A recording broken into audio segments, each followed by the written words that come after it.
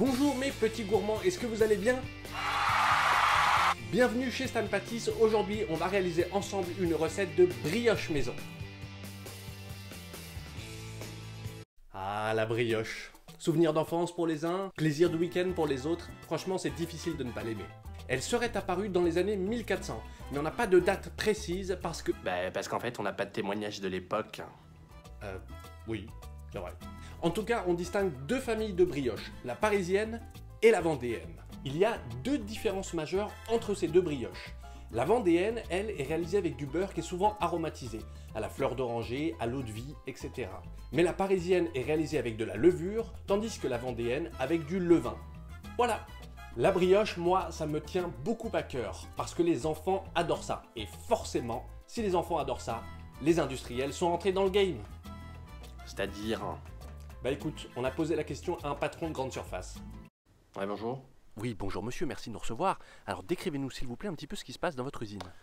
Alors nous fabriquons et vendons derrière moi une douzaine de marques de brioches différentes, mais elles ont un point commun, c'est qu'elles sont truffées d'ingrédients affreux. J'ai pour coutume de les appeler ingrédients mystères parce que moi-même je ne sais pas exactement ce qu'ils contiennent. Ok, vous connaissez les noms au moins? Alors oui, on a les émulsifiants, les antioxydants, les colorants et j'en passe et des meilleurs. Mais attendez, ça vous embête pas que nos enfants mangent ça? Oh là, alors attendez, moi je vous arrête tout de suite, hein. Ce qui m'intéresse, ce sont les chiffres. Alors après, évidemment, si nos enfants sont amenés à manger de la... c'est pas le cœur de ma bataille, hein, si vous voulez. Je suis dépité, hein. Bref, une bonne brioche maison, c'est idéal. Et n'oublie pas, tu peux multiplier les proportions et congeler une partie de la pâte, ça se garde très bien. C'est vrai, on n'a pas tous les jours le temps de mettre ses mains dans le pétrin. T'es prêt? Allez, enfile ton tablier que je t'explique la recette.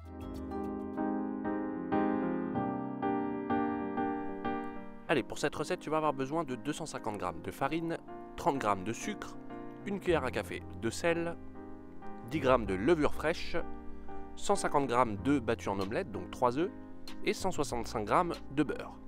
Alors pour commencer, tu vas effriter ta levure dans le fond du bol, tu vas mettre la farine par-dessus et puis tu rajoutes le sucre et le sel. L'objectif c'est que la farine fasse le tampon entre la levure et les autres ingrédients.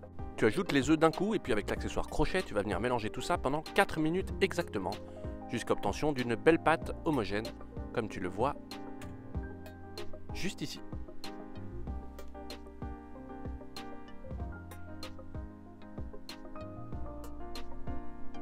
Maintenant, on va pouvoir rajouter le beurre petit à petit. Attention, le beurre doit être à consistance pommade, donc à température pendant 1 heure avant de l'incorporer. Tu vas venir incorporer morceau par morceau le beurre dans notre pâte. N'hésite pas à utiliser comme moi la petite maryse pour détacher le beurre des parois de la cuve. Et puis tu ajoutes ça tranquillement. À chaque fois que tu vois que le beurre a disparu, t'en remets un peu. Ça va te prendre environ 5 minutes. Maintenant que le beurre est bien incorporé, tu vas laisser le robot travailler. Donc pendant 8 minutes, tu vas mélanger avec le crochet. Et tu vas voir petit à petit, la pâte va devenir un petit peu plus souple. Ça va se détacher des parois du robot et tu vas pouvoir commencer à la manipuler à la main. Regarde ça, c'est pas beau?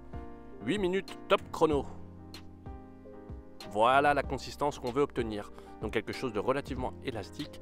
C'est ça qui va donner le côté filant très agréable à la dégustation dans notre brioche.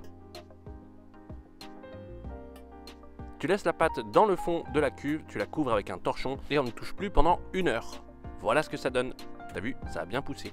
Au bout d'1 heure, je débarrasse ma pâte sur une plaque. Je vais venir l'étaler tranquillement.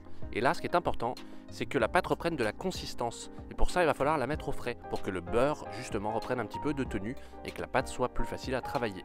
Donc je couvre avec un film plastique et je vais déposer ça au frigo et le laisser à nouveau pendant 1 heure.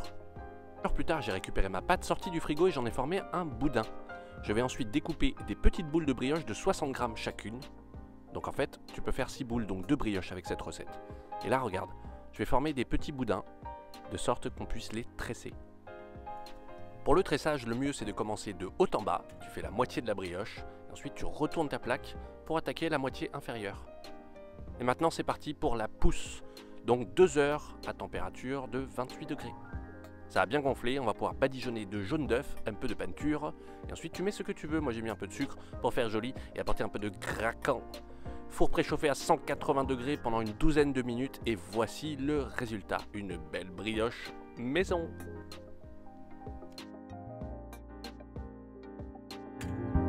Alors t'as remarqué, faire une brioche maison, ça prend un petit peu de temps. Mais en fait, c'est surtout de la patience, le temps que la brioche pousse.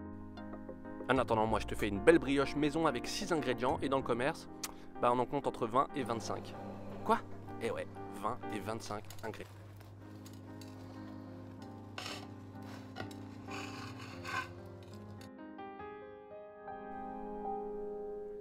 Oh là là, ça a l'air vraiment d'être une tuerie. Et voilà, c'est déjà la fin de ce tuto Stan Pâtisse. Merci beaucoup à toi de l'avoir suivi. N'hésite pas à t'abonner pour ne rater aucune nouvelle vidéo ou simplement pour me faire kiffer. Allez, salut! À plus les potos. Merci, très bien, au revoir.